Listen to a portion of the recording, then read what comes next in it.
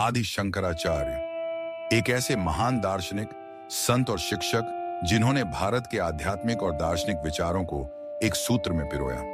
उन्होंने न केवल वेदांत का प्रचार किया बल्कि भारत को एकता के सूत्र में बांधने का कार्य किया। आदि शंकराचार्य का जन्म केरल के कालडी गांव में एक गरीब ब्राह्मण परिवार में हुआ था। उनके पिता का निधन तब हो गया जब वह मात्र 3 वर्ष के थे। परिवार की आर्थिक स्थिति कमजोर थी, लेकिन उनकी माता उनके जीवन की प्रेरणा रही। उनकी मां ने हर मुश्किल के बावजूद शंकराचार्य को शिक्षा देने का निर्णय लिया। बालक शंकर के अंदर विद्या और ज्ञान के प्रति एक अलग ही प्यास थी। सिर्फ 8 वर्ष की आयु में उन्होंने समस्त वेदों का अध्ययन पूर्ण कर लिया।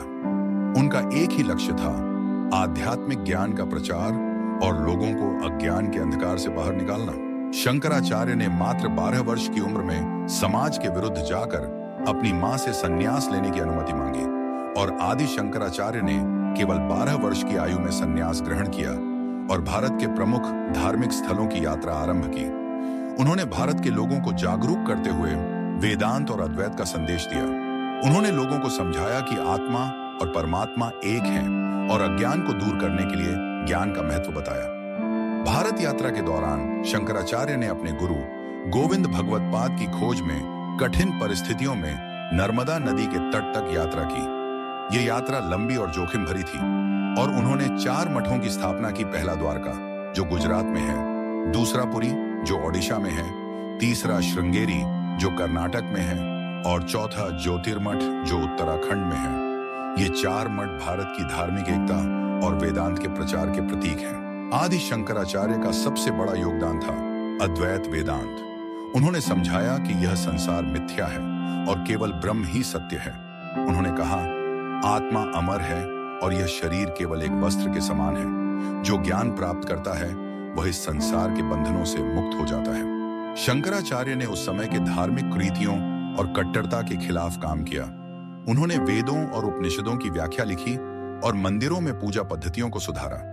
जो प्रचलित परंपराओं से भिन्न था, उन्होंने धर्म और आध्यात्मिकता को समझने का एक सरल मार्ग दिया।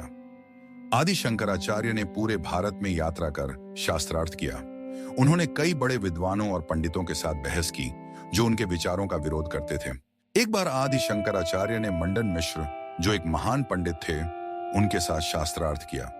उनकी पत्नी भारती, जो स्वयं भी एक विदुषी थी, इस शास्त्रार्थ की न्यायाधीश बनी। शंकराचार्य की विजय यह प्रमाण थी कि उनका ज्ञान और तर्क अद्वितीय था।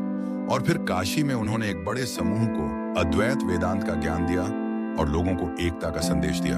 आदि शंकराचार्य ने केवल 32 वर्षों के जीवन में भारत की चारों दिशाओं में यात्रा की। कठिन जलवायु, भोजन और विश्राम की कमी के बावजूद उन्होंने अपने विचारों को फैलाने का कार्य जारी रखा। जो समाज जाति और धर्म के आधार पर बंटा हुआ था, उन्होंने सभी वर्गों को यह संदेश दिया कि आत्मा एक है और फिर केवल 32 वर्ष की आयु में महासमाधि ले ली। लेकिन उनका ज्ञान और संदेश अमर है। आज भी उनके सिद्धांत भारत के मंदिरों, मठों और वेदांत के पाठशालाओं में प्रचलित हैं। आदि शंकराचार्य ने हमें एकता का संदेश दिया। धर्म, जाति और भाषा के बंधनों से परे आत्मा की दृष्टि से देखना सिखाया। उनका जीवन यह प्रेरणा देता है कि ज्ञान और आध्यात्मिकता से हम अपने और संसार के कल्याण के लिए कैसे कार्य कर सकते हैं।